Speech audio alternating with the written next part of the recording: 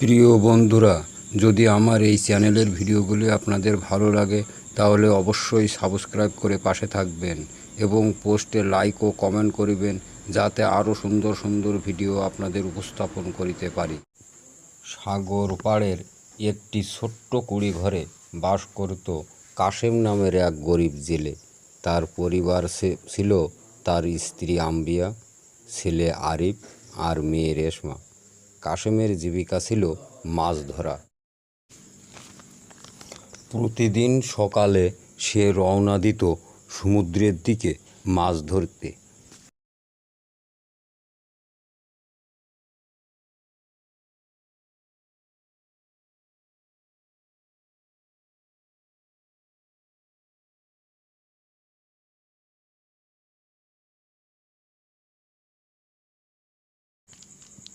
তার একমাত্র সম্পদ ছিল পুরনো একটি নৌকা আর ছেঁড়া জাল।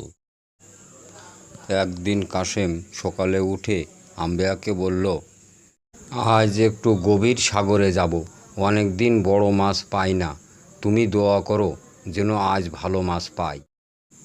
আম্বিয়া তার স্বামীর মলিন মুখের দিকে তাকিয়ে বলল, সৃষ্টিকর্তা অবশ্যই তোমার পরিশ্রমের ফল দেবেন, সাবধানে যেও। কাশেম নৌকা নিয়ে গভীর সাগরে চলে গেল। এদিকে রেশমা বাড়িতে তার মায়ের সঙ্গে রান্নার কাজে সাহায্য করছিল, আর আরিফ বই পড়ছিল। তারা অপেক্ষায় ছিল যে বাবা মাছ নিয়ে ফিরবে আর আজ হয়তো ভালো কিছু খেতে পাবে।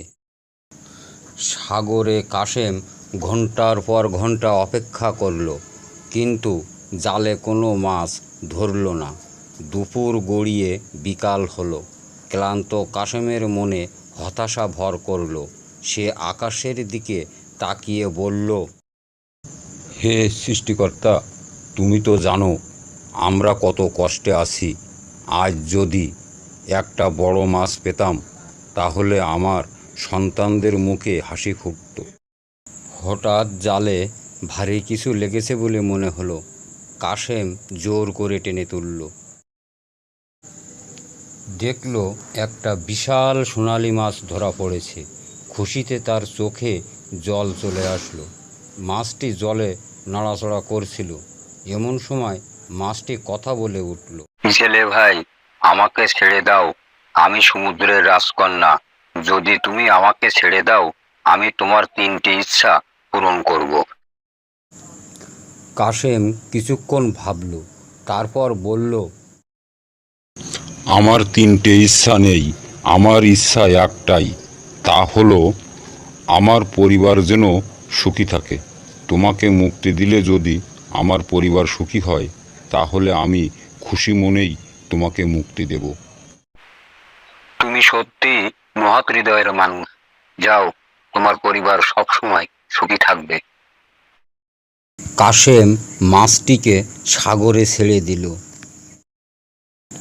খালি হাতে ফিরে আসার সময় তার মনে কোনো দুঃখ ছিল না, কারণ সে জানত তার সিদ্ধান্ত সঠিক ছিল। বাড়ি ফিরে কাশেমকে খালি হাতে দেখে আম্বিয়া একটু চিন্তিত হলো।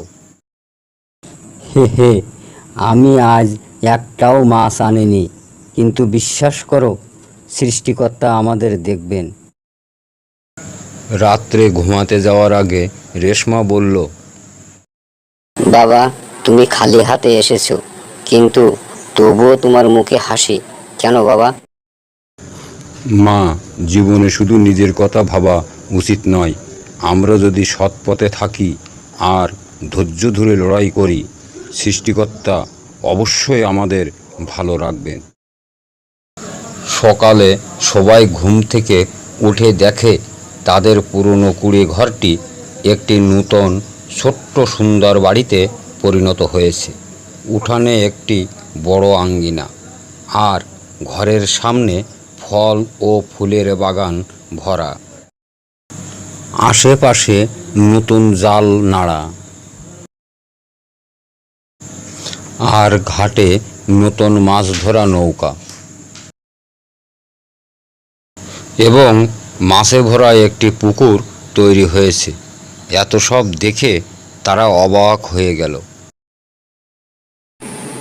তুমি ঠিক বলেছো কাশেম, সৎ পথে থাকার ফল কখনো বৃথা যায় না। গল্পের নৈতিকতা: সৎ পথ আর আত্মত্যাগের মূল্য সর্বদা বেশি। প্রকৃত সুখ পেতে চাইলে জীবনের প্রতিটা সিদ্ধান্তে মানবতা ও সততার সাথে চলা উচিত। বন্ধুরা, চ্যানেলটি যদি সাবস্ক্রাইব করতে ভুলে যান তাহলে অবশ্যই সর্বশেষে সাবস্ক্রাইব করিবেন।